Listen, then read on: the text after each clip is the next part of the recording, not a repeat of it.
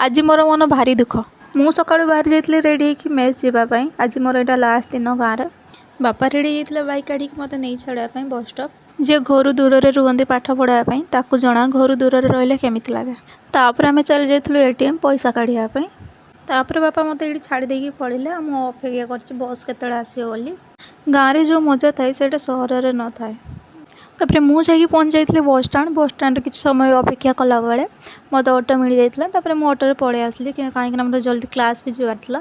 तापर मुझे जल्दी जाकि रोसे करदेली कहीं सब निजे करने पड़े किए करदेवे नहीं। घरे थी बोली सीना माँ करदे। थरे थरे ये कथा भाविले भारी कष्ट लगे। तापर मुझे पहुँच जाइए कॉलेज। तापर आम कॉलेज जाए देखला बेलू आज क्लास होनी समस्त वेलकम होची।